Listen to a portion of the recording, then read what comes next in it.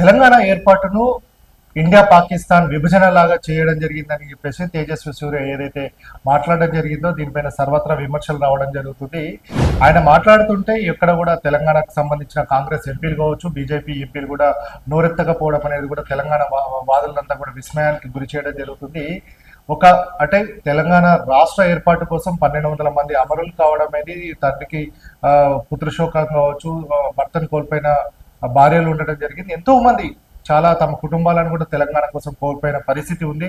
ఎంతో అమరుల త్యాగంతో తెలంగాణని సాధించుకోవడం జరిగింది. అట్లాంటి తెలంగాణ రాష్ట్ర ఏర్పాటును ఇండియా పాకిస్తాన్ విభజన ఏదైతే సాగడం జరిగిందో దాంతో పోల్చడం అనేది కూడా ఒక అవగాహన లేకుండా బచ్చకాలితో ఏదైతే తేజస్వి సూర్య మాట్లాడడం జరిగిందో అది బచ్చకాలి అని అనుకోవచ్చు. ఆయన మాట్లాడిన మాటలు అన్నీ కూడా వెనక్కి తీసుకోవాల్సిన అవసరం ఎంతైనా ఉంది. ఎందుకంటే 4 కోట్ల తెలంగాణ ప్రజలకు సంబంధించిన అది ఆత్మాభిమానానికి సంబంధించిన సమస్య. ఎంతో మంది కూడా 1969 నుంచి కూడా తెలంగాణ రాష్ట్ర సాధన కోసం కొట్లాడిన చరిత్ర తెలంగాణ ప్రాంతానికి ఇక్కడికి వచ్చి చూస్తే ఎవరు ఏంటి అనేది కూడా తెలియడం జరుగుతుంది. ఏదో వచ్చిరాని 2 మాటల్లో ఇంగ్లీష్లో మాట్లాడడం కావచ్చు, దాన్ని మరి తెలంగాణకు సంబంధించిన ఎంపీలు విన్నారా లేదా, లేకపోతే ఏం చేస్తున్నారు అనేది కూడా ప్రశ్నార్థకంగా ఉంది. ఇప్పటి వరకు కూడా దానిపైన స్పందించకపోవడం, అతని క్షమాపణలు అడగకపోవడం అనేది కూడా తెలంగాణ వాసులంతా కూడా విస్మయానికి గురి చేయడం జరుగుతుంది.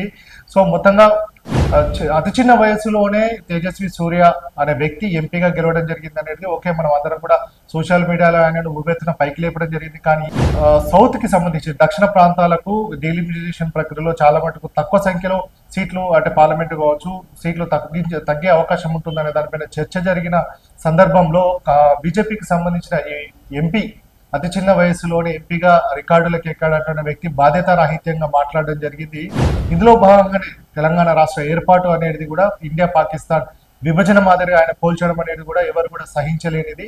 ఉద్యమం గురించి ఇక్కడికి వచ్చి చూస్తే తెలుస్తుంది. ఏదైతే తెలంగాణ ప్రాంతంలో ఉద్యమాలు ఏ విధంగా చేయడం జరిగిందో అందరికీ తెలిసిందే. అట్లాంటి వ్యవస్థ ఇక్కడ ఉండడం జరిగింది. కానీ 1990లో పుట్టిన వ్యక్తి నిన్న మొన్న వచ్చిన వ్యక్తి తెలంగాణ ప్రాంతం మీద కావచ్చు, తెలంగాణ ఏర్పాటు పైన మాట్లాడడం అనేది కూడా ఇక్కడ ఉన్న చిన్న పిల్లోడి నుంచి వరకు ముసలి వరకు కూడా ఎవరు కూడా సహించరు కూడా. దీనిపైన కూడా వెంటనే తేజస్వి సూర్య తన వాక్యాలను వెనక్కి తీసుకోవాలి, అలాగే క్షమాపణ చెప్పాలి అని చెప్పేసి కూడా తెలంగాణ వాసులు కావచ్చు, తెలంగాణ వాదులంతా కూడా ఆయన పైన విమర్శలు గుప్పించడం జరుగుతుంది. ఈ వీడియోపై మీ అభిప్రాయాన్ని కమెంట్ బాక్స్లో తప్పకుండా తెలియచేయండి.